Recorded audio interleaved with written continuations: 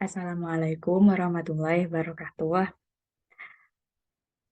Perkenalkan, nama saya Emilia Putri, NIM 223141514111042 dari kelas A2B, Akuntansi Terapan Fakultas Vokasi Universitas Brawijaya. Dan perkenalkan juga rekan saya yaitu Nama saya Diul Haffatullah, saya berasal dari kampus Politeknik Kesehatan Kemenkes Malang, jurusan Diploma 3 Kebidanan.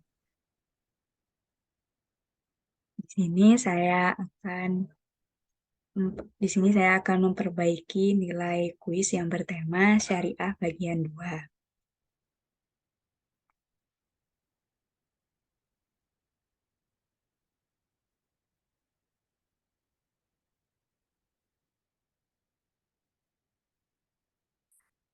Mazhab fikih dalam syariat Islam.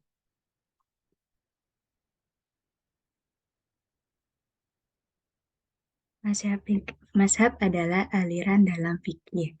Perbedaan pendapat dalam fikih juga disebut dengan mazhab. Jika perbedaan pendapat dalam hal fikih tetapi tidak mengeluarkan seseorang dalam Islam, maka disebut firqah. Jika keluar dari Islam, maka disebut agama baru. Terdapat beberapa mazhab, yaitu mazhab Hanafi, mazhab Maliki, mazhab Syafi'i, dan mazhab Hambali. Mazhab Hanafi, pengikut Imam Abu Hanifah. Abu Hanifah dalam hadis Ahad memberikan 3 syarat penerimaan, yaitu yang pertama, orang yang meriwayatkan tidak boleh berbuat dan berfatwa yang bertentangan dengan hadis yang diriwayatkan. Yang kedua, hadis Ahad tidak boleh menyangkut persoalan umum dan sering terjadi. Yang ketiga, hadis Ahad tidak boleh bertentangan dengan kaidah-kaidah umum dan dasar-dasar kuliah atau mabadil kuliah. Namun, di dalam banyak hal, Abu Hanifah lebih mengutamakan hadis yang diriwayatkan oleh fuqaha daripada ahli hadis. Mazhab Maliki. Mazhab Maliki dipelopori sekaligus didirikan oleh Imam Malik bin Anas bin Malik bin Amir al-Asbahi. Malik bin Anas sejak usia belia sudah terbiasa menghafal hadis sehingga dikenal sebagai orang yang ahli di bidang fikih dan hadis. Beberapa hal penting dari Maliki yaitu yang pertama, Imam Maliki mendahulukan perbuatan Ahlul Madinah sebelum kias. Dan menurut Imam Maliki, tradisi Ahlul Madinah sama dengan hadis mutawir. Yang kedua, Imam Maliki menganggap kaul sahabat sebagai dalil syar'i yang harus didahulukan daripada kias. Yang ketiga, teori maslahah mursalah, teori menggunakan rasio atau akal. Yang keempat, keteguhan Imam Maliki dalam memegang tradisi Ahlul Madinah dan menerima hadis ahad. Mazhab Syafi'i. Mazhab Syafi'i didirikan oleh Abdullah bin Muhammad bin Idris al-Syafi'i. Ia lahir di Guzah pada tahun 150 Hijriah bersamaan dengan tahun kematiannya Imam Hanafi di Baghdad. Pada tahun usia 7 tahun, beliau bisa menghafal Al-Quran dan hadis-hadis Nabi. Dasar mazhab Syafi'i adalah Al-Quran dan Sunnah. Qiyas, ihtisan, istishab, dan lain-lain merupakan metode untuk merumuskan dan menyimpulkan hukum-hukum dari Al-Quran dan Sunnah. Jadi, struktur hukum yang dibangun oleh mazhab Syafi'i adalah Quran dan Sunnah, ijma, dan juga qiyas. Mazhab Hambali. Mazhab Hambali didirikan oleh Ahmad bin Muhammad bin Hanbal. Imam Hambali dilahirkan pada tahun 164 Hijriah di kota Salam, Baghdad dari keluarga Arab asli. Nasabnya bertemu dengan Nabi Muhammad pada Nizar bin Ma'dab bin Adnan. Dasar hukum mazhab Hambali adalah Al-Quran, Sunnah, Qiyas, Ijma, Fatwa, Sahabat, Hadis-hadis, Mursal Daif, Ihtisan, Sad al-Daro'i, Istishab, dan Masalah Mursalah.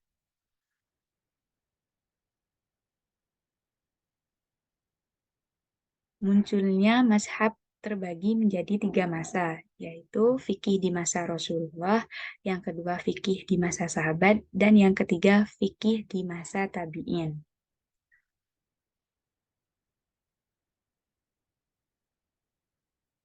Fikih di masa Rasulullah.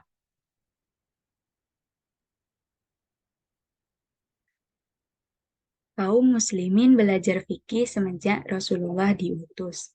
Selama beliau hidup, ialah satu-satunya sumber fikih bagi kaum muslimin, karena beliau diutus untuk mengajari manusia oleh Allah. Yang paling benar menunjukkan karakter fikih yaitu saat Rasulullah hijrah ke Madinah. Pada saat itu, saat berada di Mekah, meskipun ada satu atau dua terkait fikih, masih belum tentu ilmu fikih. Saat di Mekah, tekanan Rasulullah banyak di urusan akidah. Al-Quran turun 2/3 di Mekah saat itu.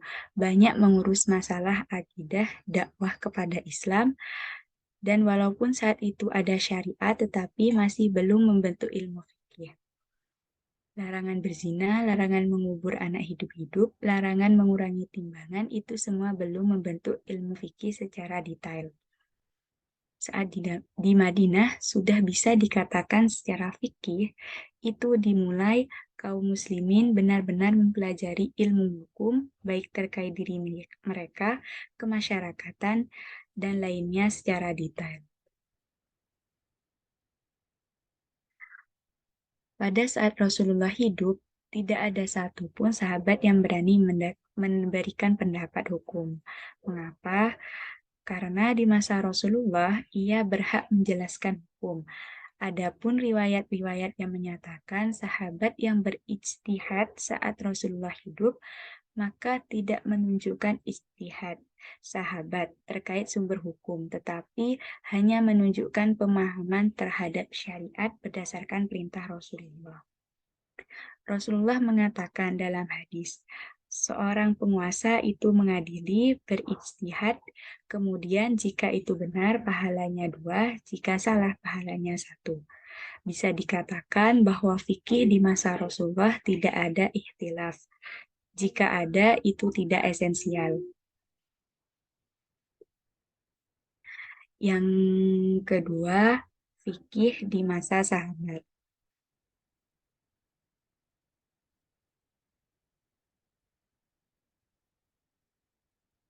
Setelah Rasulullah wafat, para sahabat memandang bahwa mereka berhak menyebarkan Islam, termasuk diantaranya menyebarkan fikih. Karena fikih tidak mungkin didapatkan kecuali memahami aturan dan sunnah sebagai sumber hukum Islam. Ketika di masa sahabat ada masalah-masalah baru dalam kehidupan yang membutuhkan pemecahan hukum, harus mengerti hukumnya apa. Karena tidak pernah terjadi di masa Rasulullah.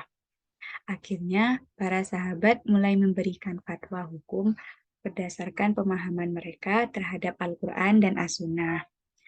Karena tidak boleh ada masalah tanpa pendekatan hukum Islam. Hukum Islam diterapkan sebagai solusi seluruh problematika kehidupan. Maksud para sahabat berfatwa adalah mereka akan mengambil nas secara langsung yang lugas tentang permasalahan tersebut. Jika ada lafaz jelas tentang masalah tersebut, maka sahabat akan berijtihad. Saat sahabat berijtihad, maka pengetahuan mereka bertumbuh terhadap nas, juga interaksi mereka dengan Rasulullah. Para sahabat juga membuat standar bermanfaat atau berbahaya terkait tidak dijadikannya ilat hukum. Para sahabat hanya memberi nasihat yang menjelaskan dalil, bukan tentang agama. Di masa para sahabat ada kisah Umar bin Khattab tentang pembunuhan berkelompok. Saat itu ada seorang perempuan yang mempunyai kekasih gelap. Saat suami dari perempuan ini pergi, ada anak tirinya yang melihat perselingkuhan perempuan ini dengan kekasih gelapnya. Karena perempuan ini takut, akhirnya ia membunuh anak tirinya dan memasukkannya ke dalam sumur. Saat itu ditemukan banyak lalat hijau yang menghubunginya. sebelum perempuan tersebut berpura-pura mencari pembunuh anak tirinya tersebut. Kejadian tersebut membuat Umar ragu tentang bagaimana jika yang membunuh anak tersebut 2 orang. Kemudian Ali memberikan pendapat, bagaimana jika sekelompok orang mencuri unta dan kemudian masing-masing dari mereka mengambil bagian dari unta. Apakah akan memotong tangan para pencuri itu semua? Lalu Umar menjawab, iya. Kemudian Ali berkata kepada Umar, maka lakukanlah seperti hal yang serupa.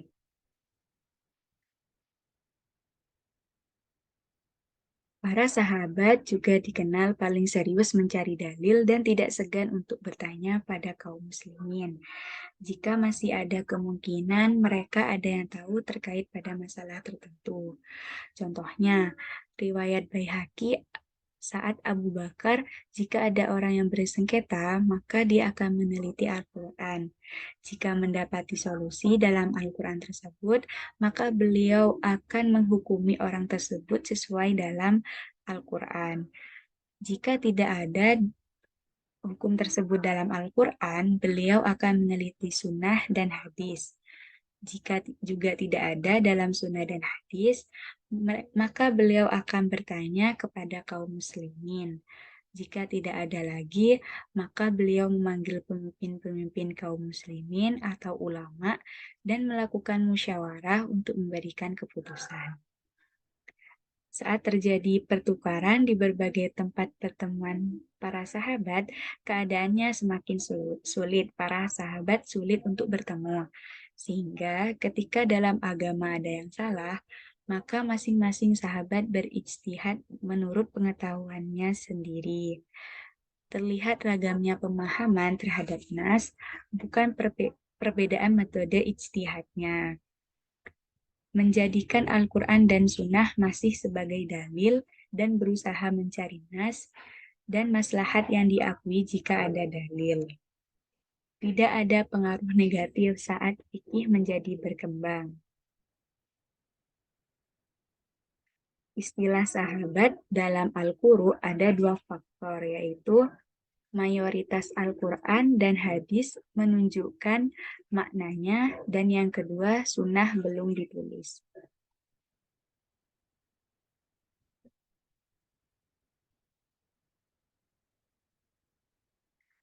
Fikih di masa tabi'in.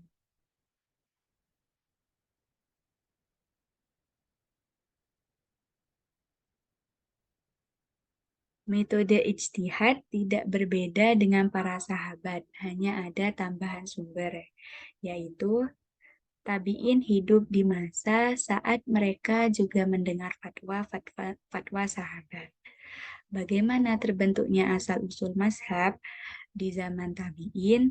Terbentuk mazhab karena istilah bukan hanya dari segi pemahaman, tetapi juga metode dan sumber-sumber menjadi dalil. Ada 2 peristiwa fikih yang melahirkan mazhab, yaitu yang pertama, tragedi atau fitnah Utsman. Tragedi Utsman ini memunculkan adanya istilah yang sampai muncul perdebatan dalam metode, termasuk sumber-sumber dari ijtihad tersebut. Pada pertengahan abad kedua Hijriah, saat 180 Hijriah, metode-metode semakin menonjol dan setiap tabi'in yang punya ijtihad diikuti oleh sejumlah ulama.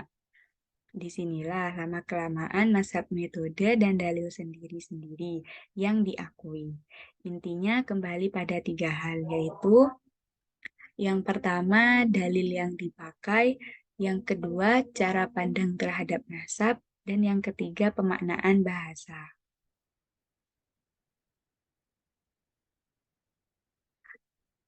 Sumber dalil yang dipakai, sebabnya ada 4 perkara, yaitu perbedaan metode menentukan kevalidan, sunnah dan standar mentafsir as-sunnah.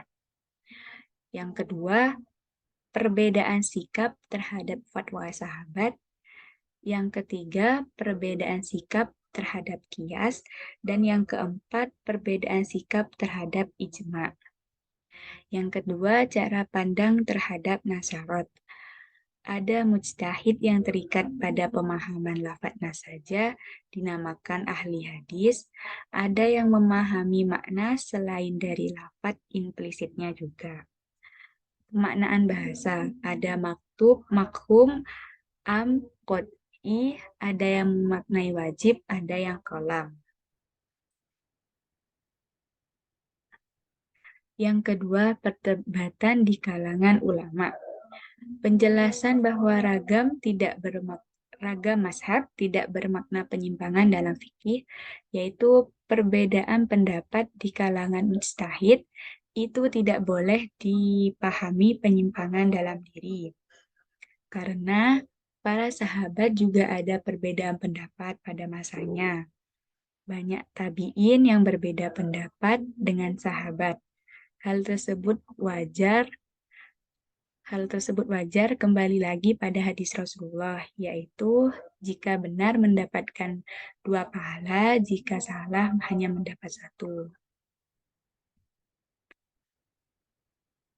Pindah mazhab, apakah tercela?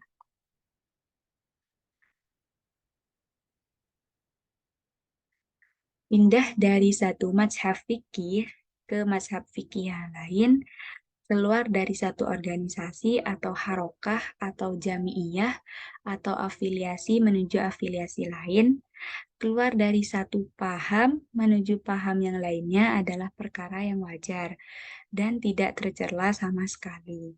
Semua itu tidak tercela selama perbedaan antar afiliasi itu masih tergolong ikhtilaf syar'i, perbedaan muktabar, dan perselisihan yang tidak mengeluarkan diri dari Islam atau menjatuhkan pada kelompok ahlul bid'ah.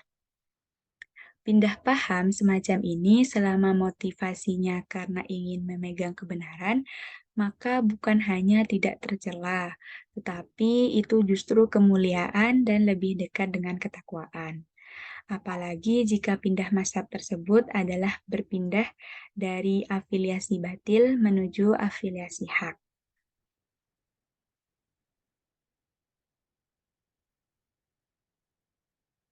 Pindah mazhab dan yang semakna dengannya dikatakan tidak tercela, tapi justru lebih dekat dengan ketakwaan karena memang prinsip yang diajarkan Rasulullah adalah tahari al-haq, yaitu selalu mencari kebenaran. Prinsip ini juga dipraktekkan dan diajarkan Umar dalam suratnya kepada Abu Musa al-Asy'ari, sebagaimana disebutkan Ibnu al-Uhuwah dalam kitabnya sebagai berikut. Putusan hukum yang telah kau jatuhkan di masa lalu, yang telah kau review, tinjau ulang, kemudian engkau mendapat petunjuk yang lurus, jangan menghalangimu untuk kembali pada kebenaran. Sebab kebenaran itu tua, sementara kembali pada kebenaran lebih baik daripada terus-menerus dalam kebatilan. Ma'alim al-Qurbah fi Tolabi al-Hisbah halaman 202. Ada pembelajaran penting saat terjadi perbedaan mazhab, yaitu ikhtilaf fikih itu bukan celah, tidak menunjukkan perpecahan asalkan dijaga ada ikhtilafnya. Berpindah mazhab bukan bermakna pengkhianatan dan bukan pula aib. Kebenaran lebih layak diikuti, bukan pribadi. Jika keluar dari mazhab saja bukan celaan, apalagi keluar dari organisasi yang pada umumnya mencerminkan mazhab tertentu atau ramuan dari berbagai mazhab. Seseorang akan sanggup berpindah mazhab yang didorong semangat menemukan kebenaran, bukan sekedar asal keren, apalagi niat ngeksis, juga memiliki keikhlasan. Lihatlah Al-Buwaiti yang sampai banyak sholat dan berdoa agar ditunjukkan kebenaran. Dalam ikhtilaf fikih pasti ada satu kebenaran, namun ijtihad yang salah itu dimaafkan. Kadang-kadang orang baik yang ketika dikritik pendapatnya, maka reaksi awalnya adalah curiga terlebih dahulu. Ini mungkin manusiawi, asalkan orang tersebut memiliki sifat ikhlas, maka suatu saat dia akan diselamatkan oleh keikhlasannya. Kadang-kadang petunjuk kebenaran itu datang melewati mimpi. Menghadapi perbedaan pendapat, kemudian bingung, itu manusiawi. Jika ingin selamat, maka mintalah petunjuk kepada Allah dengan sungguh-sungguh. Jika niatnya bukan duniawi, pasti Allah memberi petunjuk. Jadi, pindah mazhab atau afiliasi hanya mungkin dilakukan oleh orang yang belum akut fanatisme kelompoknya. Jika sudah akut ta'assub atau fanatisme itu, maka seumur hidup dan sampai mati mustahil akan terjadi perpindahan mazhab atau afiliasi. Mungkin itu saja yang dapat saya paparkan dalam materi Syariah 2 ini. Kurang lebihnya mohon dimaafkan. Terima kasih. Wassalamualaikum warahmatullahi wabarakatuh. Waalaikumsalam warahmatullahi wabarakatuh.